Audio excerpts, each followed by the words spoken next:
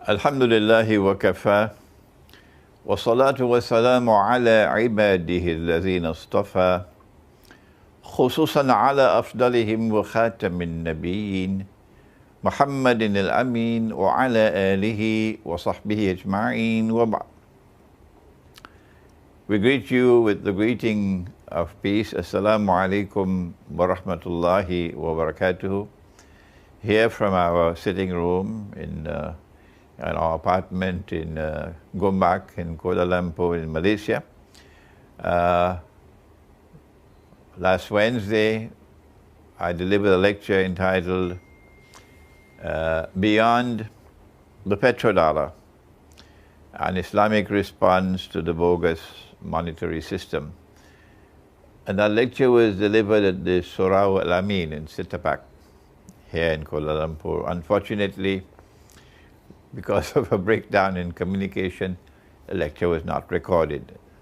And as a consequence of that, I'm now repeating the lecture here from my sitting room. The topic, Beyond the Petrodollar, an Islamic response to the bogus monetary system.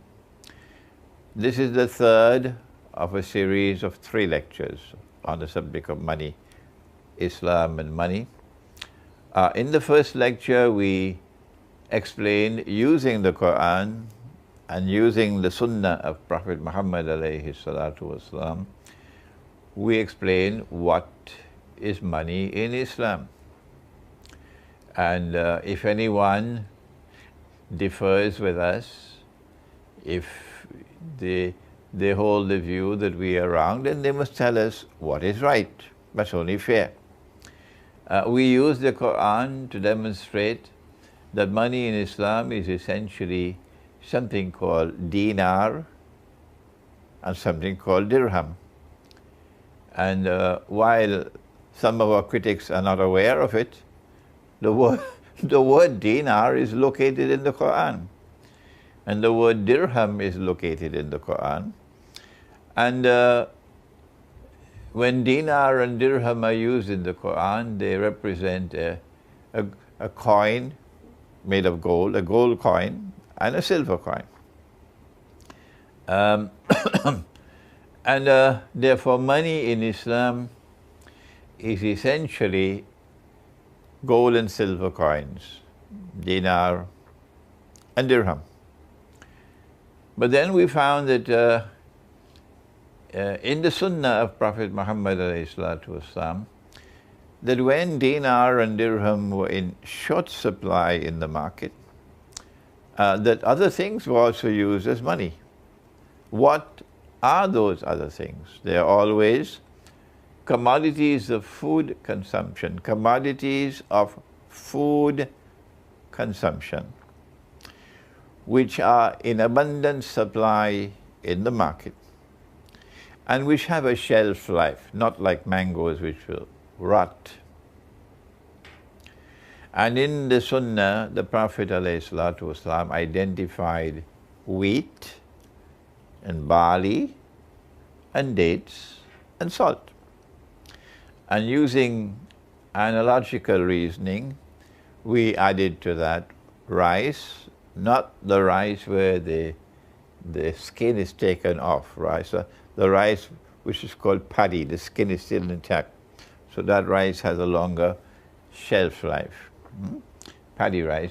So rice can also be used as money. Sugar can also be used as money. Sugar can last for some time. And you would then buy and sell using sugar, using rice. You will therefore, to use the correct term, monetize your rice. Rice will now be used as money. What are the functions of money?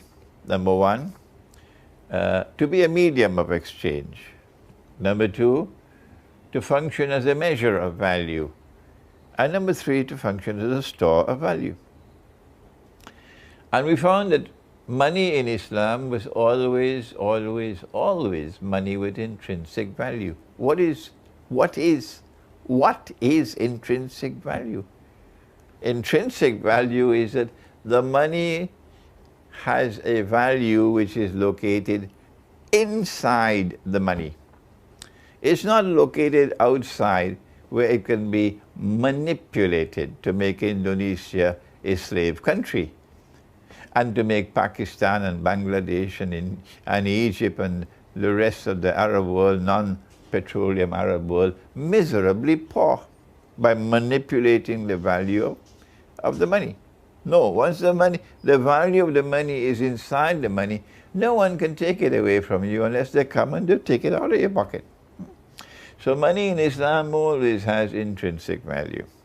And when you use such money, and provided that demand and supply remain constant, the same price you'd pay for a sheep or for a chicken 1,000 years ago, the same price you'll pay today.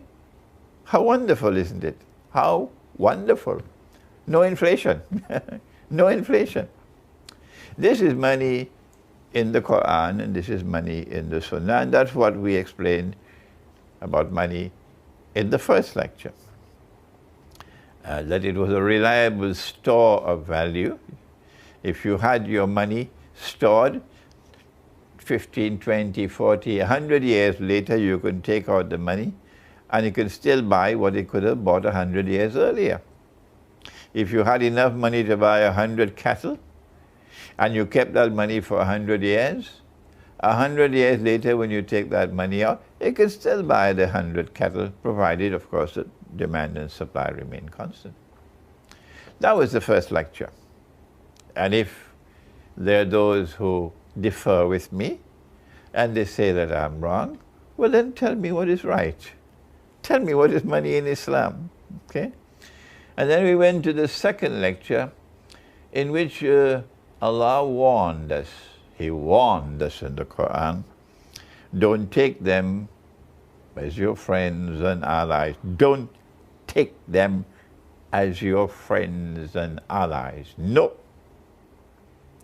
And if you do that, you no longer belong to us, you belong to them. Who was Allah talking about? He was talking about an alliance of Jews and Christians. Ya Bismillahir Rahmanir Rahim. A'udhu billahi minash shaitanir rajim. Ya ayyuhalladhina amanu, O you who have faith in Allah. La tattakhidhul yahuda wan nasara awliya. Don't take them as your friends and allies. Who? Ba'aduhum awliya'u ba'd. An alliance of Jews and Christians. When that Jewish-Christian alliance emerges, do not turn to them with friendship and alliance. وَمَنْ يَتَوَلَّهُ مِنْكُمْ فَإِنَّهُ مِنْهُمْ. Whosoever from amongst you turn to them with friendship and alliance, you belong to them. إِنَّ اللَّهَ لَا يَهْدِي الْقَوْمَ الظَّالِمِينَ. They are a wicked people. And Allah does not provide guidance for a wicked people. This is how we began the lecture. That Jewish-Christian alliance has now emerged in history. It is the Zionist Jews and Zionist Christians who have reconciled and made friendship and alliance. And they are the ones who control power in the United States of America. They control, and they boast of it, we control the United States. They control Britain, the power in Britain. They control power in France. They control power in the Western world, what is called Western civilization. They are the ones who have NATO as their military arm. And they are the ones who have a mysterious messianic agenda. They want to rule the world. They want to establish the political dominion, the economic dominion, the monetary dominion over all of mankind. That's what they want to do. That's arrogance. But not all Christians are like that. And not all Jews are like that. No. These are the Christians and the Jews of modern Western civilization. Russia is not a part of Western civilization, no. And Allah warns us in the Quran, don't take them as your friends and allies. Don't enter into their embrace. And that is precisely what happened. This is the people, this is the civilization which were empowered by a scientific and technological revolution. And they applied that scientific and technological revolution to military science, and they gained a military power unique in all of human history, and they used that military power to oppress. At the point of a naked, bloody sword, they went to conquer the world. What is Britain doing in Britain? A little island called Britain. What is Britain doing controlling the whole of India? Tell me. Huh? And Britain is in China, and Britain is here, and Britain, the sun never sets on the British Empire. Why? Why this mysterious colonization of the world? Answer, they want to rule the whole world. And one of the strategies which they employ to establish their dominion over mankind is to change the money. To remove the money that Allah has ordained, dinar and dirham, to prohibit the use of gold as money, which is shirk. Are you hearing me? Did you hear what I say? It is shirk. It is blasphemy. Every Christian knows the meaning of blasphemy. Every Jew knows the meaning of blasphemy when a Muslim uses the term blasphemy. It is shirk to prohibit what Allah has permitted. And Allah has permitted gold as money, and they prohibit the use of gold as money. That's what they did in the International Monetary Fund. The Articles of Agreement prohibit the use of gold as money. So you can't use a dinar as money anymore. And by implication, since you can't use dinar, you can't use dirham. This is blasphemy. And whosoever follows them in that shirk also become party to the shirk. This is the monetary system which they created, and the second lecture explained that monetary system based on shirk. Based on shirk. And they use that monetary system with indescribable hatred and animosity and hostility for Muslims. That's what they are. And use that monetary system to exploit, to rip off, and to oppress, and finally to enslave people. And so today we find a world of Islam, and also the rest of mankind who are not supporting them, miserably poor, enslaved. And it's because you take paper and you give to that paper a fictitious value, no intrinsic value. And that fictitious value is such that when they print the paper, it's called hard currency. And once their paper is in demand, they can give a high value to it, and they can print as much as they want. And so they could buy the whole world free of charge. You could buy the whole world free of charge once the donkeys are demanding the paper. And then when we Muslims also want to join in the fun of blasphemy, and we also surrender the dinar and dirham, and we also start to print paper. But our paper is not hard currency, no. So our paper can't be used. You take a whole basket full of Pakistani rupees to Midtown Manhattan, and you want to buy a cup of coffee. Huh? You think you could buy a cup of coffee with a basket full of Pakistani rupees in Midtown Manhattan? No, you can't. No, you can't. But you could take one you could take $1 and buy whatever you want in any village in Indonesia. Anywhere in the world you go with $1, you can use it. But the Pakistani rupee can only be used here in Pakistan. So they have an advantage. We pointed out that this was an unjust system. We pointed out that this was bogus and fraudulent. And we gave an explanation of how the Bretton Woods Accord emerged. We explained to you how the US dollar became His Majesty, the US dollar. It replaced the British pound.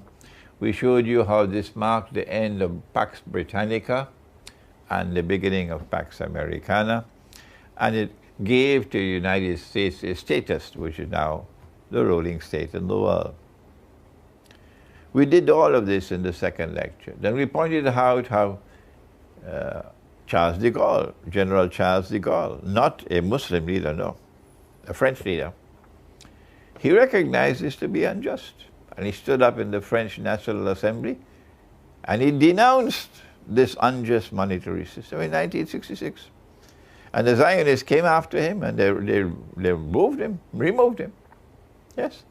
But then the successors to Charles de Gaulle continued to attack the system until finally in 1971 the United States had to give up and they abandoned the US dollar being redeemable in gold. And so the entire monetary system has absolutely no links with gold anymore. It is 100% haram.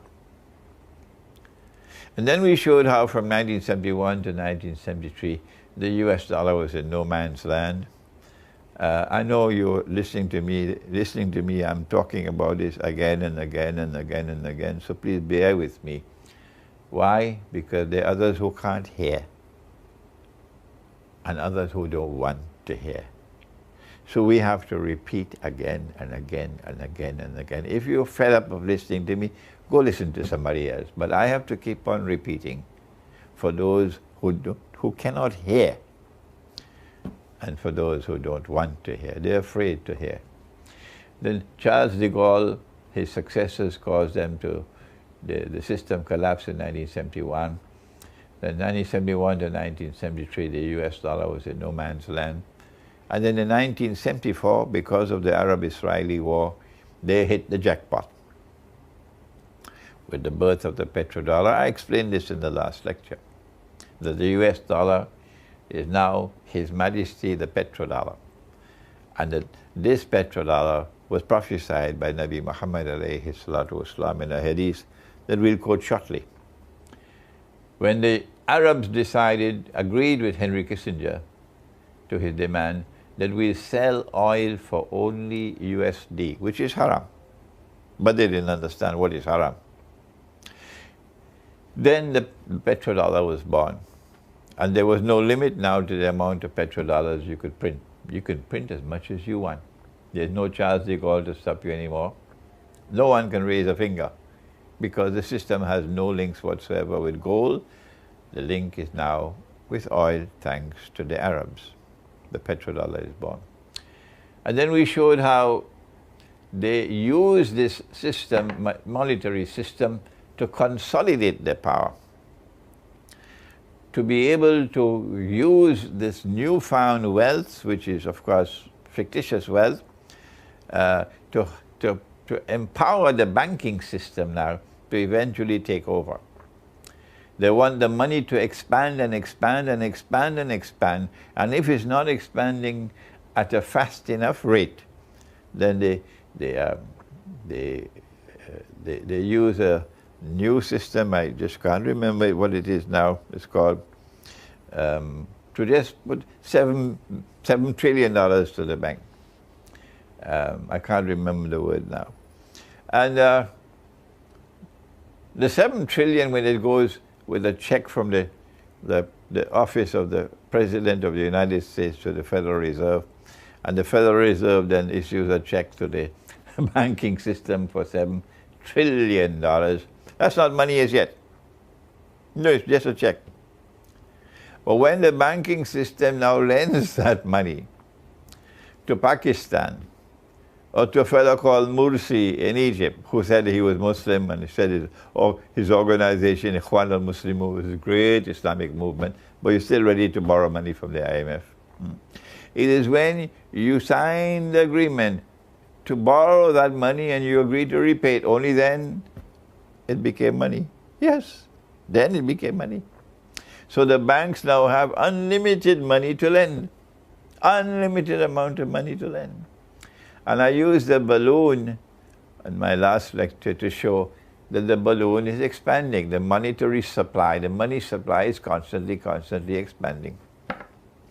And the consolidation of political power in the world is constantly increasing to the extent that they could even try to attack Russia. with monetary and economic sanctions. And then I explained to you in the last lecture that all of this is meant to eventually cause the balloon to bust. Because the United States is not meant to rule forever. I used a verse of the Quran, you remember? In which surah was it? Do you remember? Suratul Mursalat, in which Allah subhanahu wa ta'ala said, Intaliku, proceed now, let the historical process now proceed, ila zillin, to a shadow, zi salasi shu'ab, a shadow which will manifest itself in 3 stages. Our interpretation, our ta'wil, is that this shadow which will now emerge in the historical process in 3 stages is the shadow of Dajjal. The first stage is Pax Britannica. The shadow comes in the second stage, Pax Americana. And then in the third stage and last stage of the shadow, the world will experience an attempt by the State of Israel to rule the world in what they would call Pax Judaica. When will the balloon burst? When the balloon bursts, not only will the US dollar collapse, but Brexit means that the euro will also collapse. That's why you had Brexit. So the entire world of paper money will collapse. No single money in the world will be able to survive. The Malaysian ringgit cannot survive independently. No. The Pakistani rupee cannot survive. The Egyptian pound cannot survive. The Indonesian rupiah cannot survive. None can survive because they're all interdependent. So when the US dollar collapses, when the balloon bursts, one day it'll have to burst. It cannot expand indefinitely. The entire system will collapse. And they want it to collapse because they want to introduce another monetary system, which is what we want to talk about today in this lecture. Beyond the petrodollar, what can we expect? Well, first of all, let us go back now to the hadith, which is in Sahih Bukhari. It's a very important hadith, a prophecy of Akhirul Zaman, in which Nabi Muhammad ﷺ prophesied that the river Euphrates will uncover a mountain of gold. You've heard it from me before. Others don't talk about it. I'm one of the few people who mention this hadith constantly, again and again. If you're fed up listening to me, go listen to somebody else. But I have to repeat it. The river Euphrates will uncover a mountain of gold. And people will fight for that gold. 99 out of every 100 of the combatants will be killed. And everyone will say, I will be the one who will survive. But the Muslims, the believers, must not touch that gold. The Prophet said, sallallahu ta'ala alayhi wasallam, that 99 out of every 100 of the combatants, that is, who fight in this war would be killed. This cannot therefore be conventional warfare. This would be a unique warfare in human history. There's never been a war like this before in human history. For the first time in human history, a war will take place in which 99% of those who fight will be killed. I hope the US Armed Forces listen to me. I hope the British Armed Forces listen to me, and the French Armed Forces listen to me, and the German Armed Forces listen to me, and the Singaporean Armed Forces listen to me. Don't listen to me, listen to the Prophet Muhammad alayhi salatu wasalam. Listen to him, because your life now depends on it. He said that 99% of those who fight in this war will be killed. That's what the Prophet said 1400 years ago. That war is around the corner. Not because Russia wants the war, no. That war is around the corner because they, the Zionists, the Judeo-Christian Zionist alliance, which controls power in the United States and Britain and France and Germany, they want the war. They are lusting for that war. And the poor innocent people who have their brains brainwashed in all of these countries are being taken like cattle to the end. Because Russia says, Putin said it, President Putin said it, and we're proud of President Putin. He said, don't mess with nuclear Russia. There are those who don't like me because I praise President Putin, because I praise Russia. I say to them, the door is there, you can leave. Get out and just leave me alone. I don't need you. This is harsh language for you. I'm fed up of you. I'm proud of President Putin. He said, don't mess with nuclear Russia. Russia is not prepared to bend her knee to the Zionists. I wish we had governments in the world of Islam like that. President Hugo Chavez in Venezuela was like that, and he paid the price. Charles de Gaulle in France was like that, and he paid the price. Whoever stands up against them, pay the price. Zulfikar Ali Bhutto in Pakistan stood up to them, yes. And while Zulfikar Ali Bhutto has his weaknesses and defects, we admire him. We admire Zulfikar Ali Bhutto because he stood up to them in 1973 to 1976. Zia-ul Haq in Pakistan had his defects, General Zia-ul Haq, yes. But then he also had a change of heart and he stood up and resisted them and he paid the price, yes. So for Russia to stand up, Russia knows there's danger. Imagine that Russia says to them, we're not afraid of you. We'll not bend our knees to you.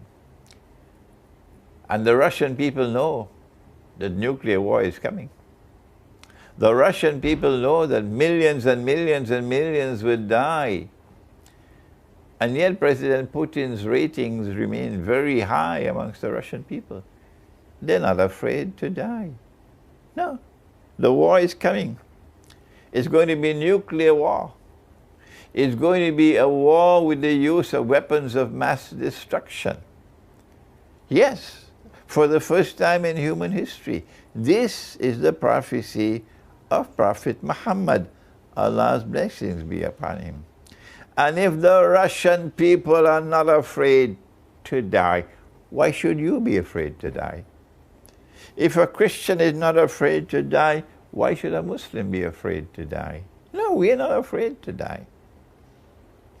It is when this big war takes place that perhaps the balloon will burst.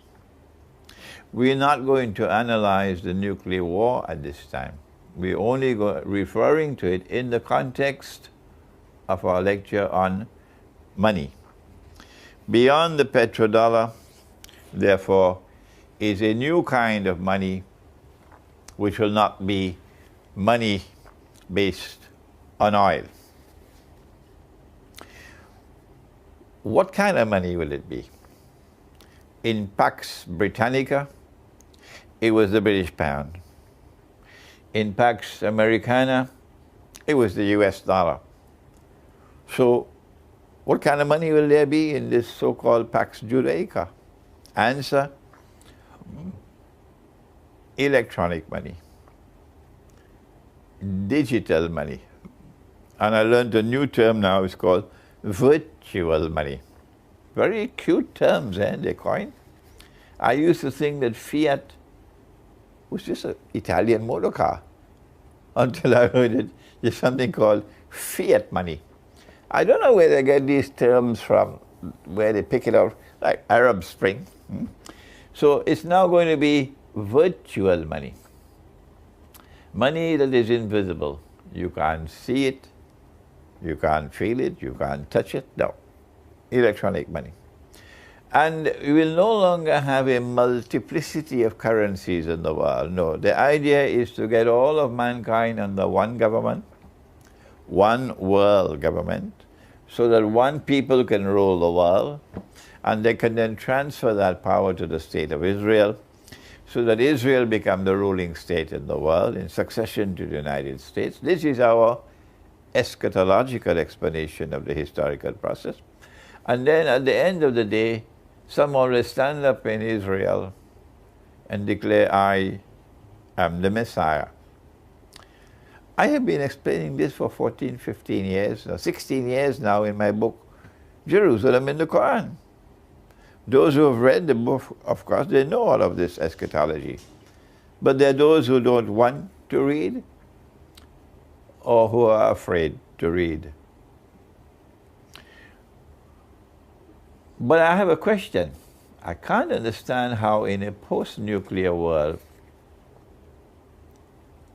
when thousands of nuclear weapons have exploded, when there have been days without any sunlight, when most of mankind have perished, and there's a rump of mankind still surviving, how will Israel, how will the banking system survive?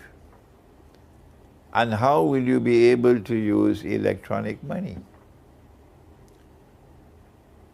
And then someone came from Saudi Arabia and met with me and explained to me, he says, what will perish would be wireless communication. Electronic money that is conveyed through the wireless system. But when it's conveyed through cables, underground cables, that will still survive. So the internet will not collapse, no. Only that part of the internet will survive, which is protected, which is conveyed through cables and fiber optics and so on.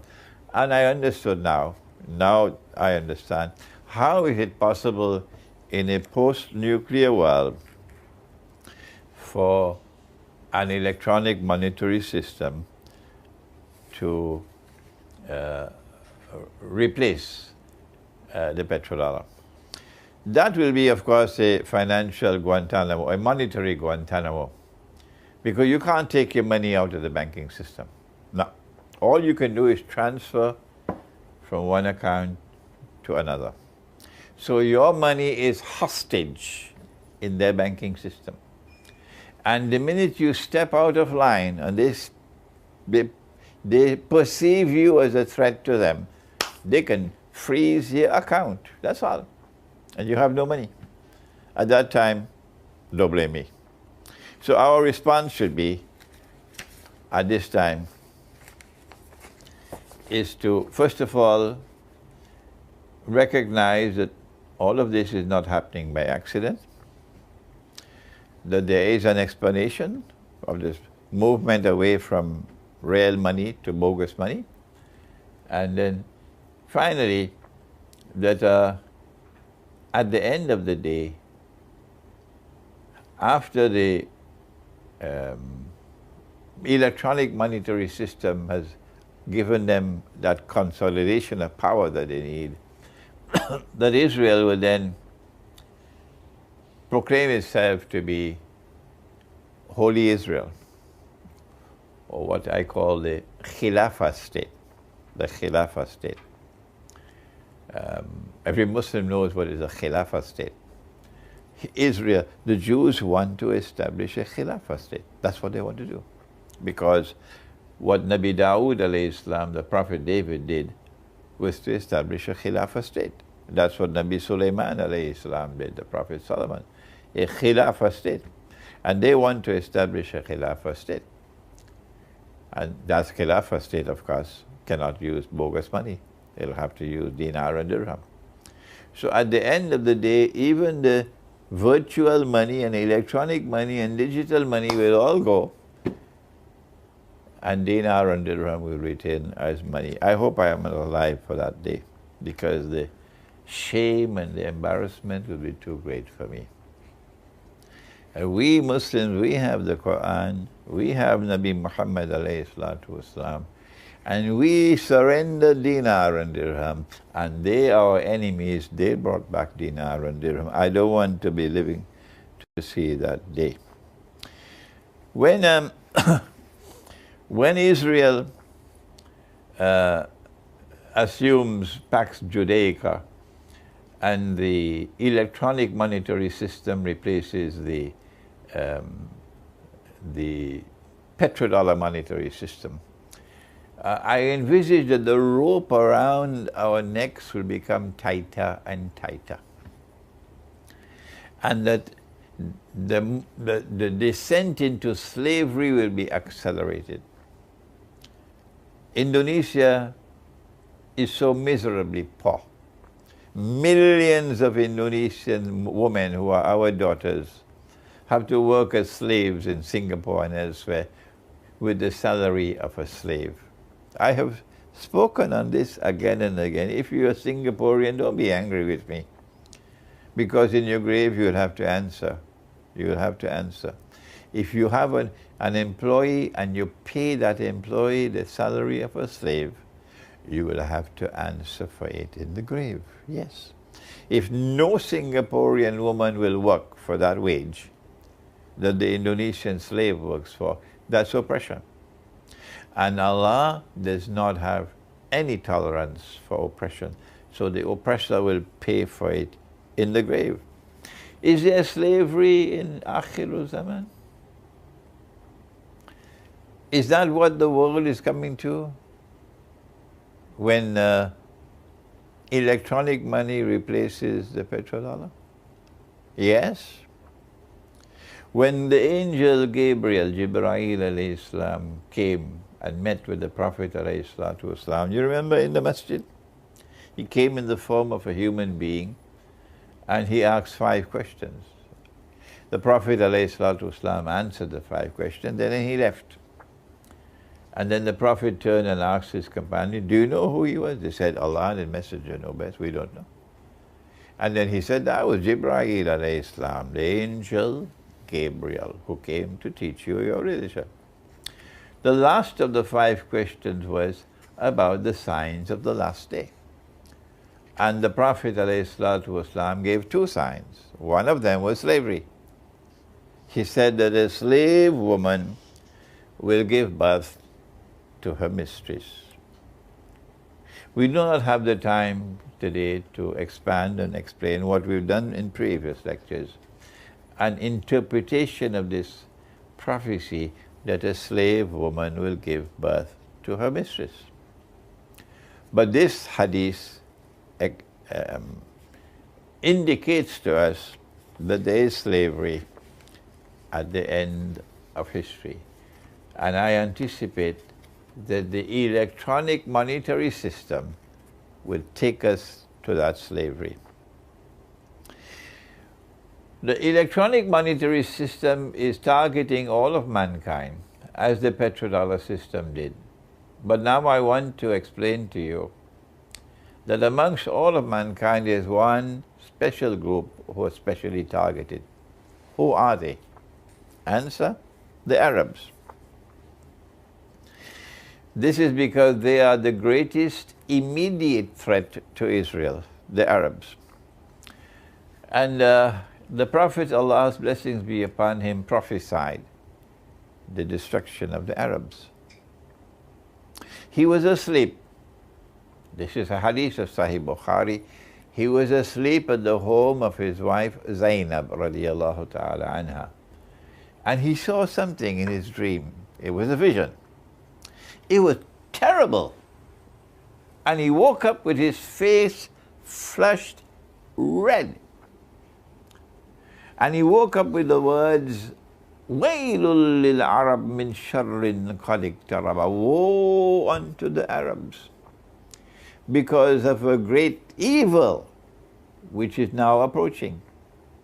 What evil did he see? He then raised his hands like this And he said, today a hole has been made. Today, have you heard the word? Today, today, today. Today a hole has been made in the Radam. Radam? Radam is the barrier built in the form of a dam, built by Zulkarnain to contain Gog and Magog. Gog and Magog, of course, are in the Quran. And if you do not know who are Gog and Magog, you are neglecting the Quran. What Zulkarnain did in the language of a game called chess is to checkmate Gog and Magog, who are vicious people who perpetrate facade, corrupting and destroying everything. So by building this barrier in the form of a dam, they are contained, they cannot come out. So long as they are there behind that barrier, that dam, the world is safe. When will they come out? The Quran says, فَإِذَا جَاءَ وَعْدُ رَبِّي جَعَلَهُ دَكَّاءَ. Allah will bring down that barrier one day, and Gog and Magog are going to be released into the world. When will Allah bring it down? When will Allah bring down the barrier and release Gog and Magog? Who will answer that question? Is it the Hadith or is it the Quran? Who have priority? Who has absolute authority? Where is absolute truth located? Is it in the Hadith or is it in the Quran? Answer: you must always go to the Quran first, not to the Hadith. And it's only when a Hadith is in harmony with the Quran that you accept the Hadith. But if a Hadith is in conflict with the Quran, you put it aside. If a Hadith is neither in harmony nor in conflict with the Quran, you will accept it, but you give it a lower status. Yes. So when will Allah bring down the barrier? The answer, of course, is in the Quran. But Allah will bring them down, and after they are brought down into released from that barrier, they will spread out in all directions and take control of the world with their power. And when that happens, then you will see that the people who belong to a town, the town was destroyed by Allah. This is the Quran. And they were expelled from the town. That you see those people being brought back to that town. Gog and Magog will bring them back. This is the Quran in Surah Al-Anbiya. We're not going to Hadith, we're going to Quran. And which town is it? The town is Jerusalem. If it's not, then tell me who it is. So the Prophet ﷺ now has a vision. And in that vision he sees that Gog and Magog are released. The release has commenced. It'll take a long time before they spread out and take control of the world. It'll take a long time before the Jews are brought back to the Holy Land, brought back to take control of Jerusalem, brought back to restore a state of Israel in the Holy Land, brought back so that Israel could now try to become the ruling state in the world. It'll take a long, long time. But when were they released? When? He says, it was in his lifetime that the release took place, that the barrier was brought down. In his lifetime. Today, he said, Allah has made a hole in the barrier. Gog and Magog will now be released. And this is bad news for the Arabs in particular. So the monetary system is only part of the overall attack on the Arabs. But this part of the attack on the Arabs is meant to enslave them. So when he said, وَيْلٌ لِلْعَرَبِ مِنْ شَرٍّ قَدْ اقْتَرَبَ, woe unto the Arabs because of a great evil which is now approaching them. She asked, this is Zainab radiallahu ta'ala, أَنُهْلَكُ وَفِينَا الصَّالِحُونَ, will we be destroyed, we Arabs, would we be destroyed even though there are righteous people amongst us, even though there are righteous people amongst us? He said, Naam. Naam. The Arabs are going to be destroyed, even though there are righteous people amongst them. When will they be destroyed? He said, إِذَا كَثُرَ الْخَبَثِ. When rubbish prevails, then the Arabs will be destroyed.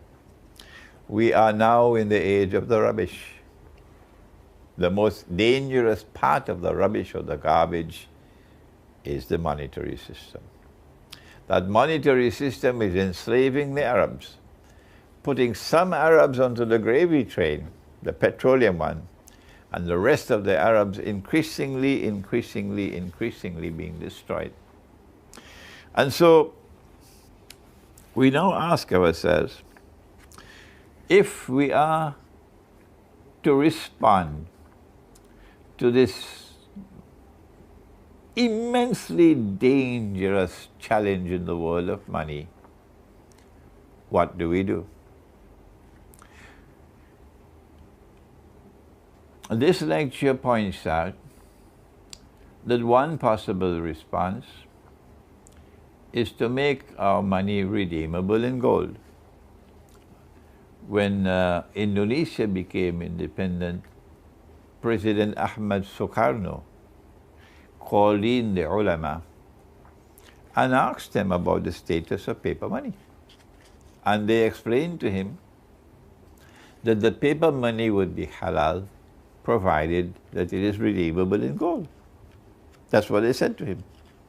I don't know whether the ulama in Indonesia remember that today, but that's what the ulama told Sukarno, that if the paper money is redeemable in gold, it's halal.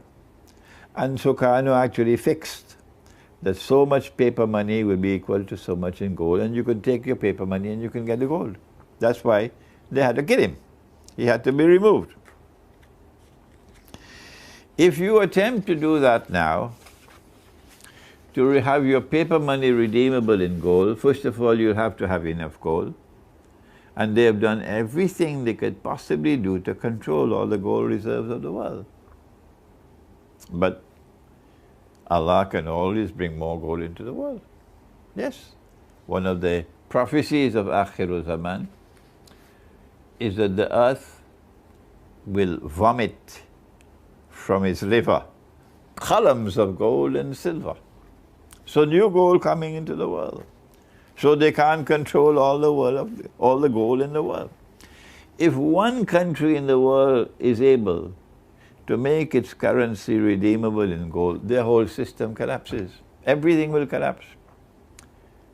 At this time, perhaps the only people who could do that, who have the power to do it, would be Russia and China. May Allah take these words of mine to the Russian government, to the Chinese government, that you take your BRICS, your alternative monetary system, and seek to find a way in which you can make your money redeemable in gold. The second response that we have to share with you is that which we have said again and again and again and again, that in the Sunnah you can monetize commodities of food consumption, like rice, and use rice as money. And in this way, you will extricate yourself from that electronic monetary system which is meant to enslave you. But now we turn to a third response, and that is that nothing can be done in the world of Islam. Nothing can succeed in the world of Islam unless and until we get the scholars of Islam to support it. So the time has come for me to ask you. I'm an old man now, I'm 74 years of age, I'll soon be 75. I don't know how much time there is left before Allah calls me away. But wherever you are in the world, and these words of mine were to reach you, and you're a Muslim, even if you're not a Muslim, go to the scholars of Islam, wherever they are, and you can meet them. and ask them, this money that we're now using, we don't see this money in the Quran, we don't see it in the Sunnah. It's new, it's never been used before. Is this money halal or is it haram? Ask him. If Imran Hosein is wrong, please tell us what is right. Go to every scholar of Islam you can meet and put this question to them. And tell them, when you give me your answer, I want you to know that I want to use your answer publicly. I'm not speaking to you privately. I don't want any answer given to me in privacy. No, we want an answer that can be publicly revealed to the public. So this is a call I'm making today to you. I'm just one solitary voice, but Allah can take this voice many places. Go to the scholars of Islam and demand from them a response. Before I end, let me say that having studied Islamic eschatology, I have come to the conclusion that it is only a Khilafah state that has the power ready to be able to defy this bogus monetary system and restore dinar and dirham as money today. Only a Khilafah state. And what is a Khilafah state? I have a lecture coming soon, inshallah, entitled Iqbal, Pakistan and the Khilafah state, in which I hope to be able to explain what is a Khilafah state.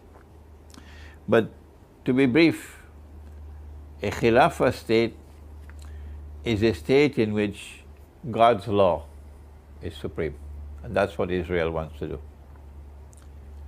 That's what the Jews want to do.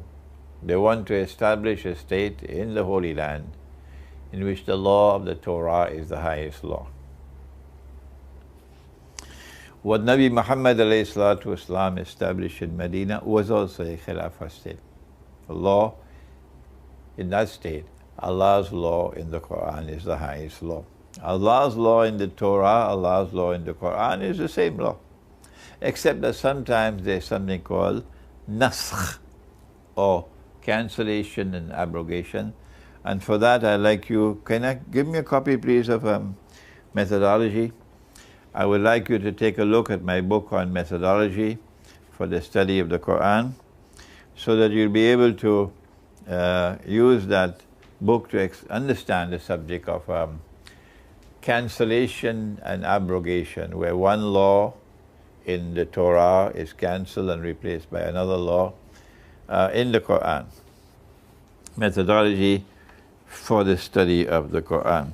A Khilafah state is not only a state in which Allah's law is the supreme law, but also it has to be a state, of course, where there is no authority and no law higher than Allah's law.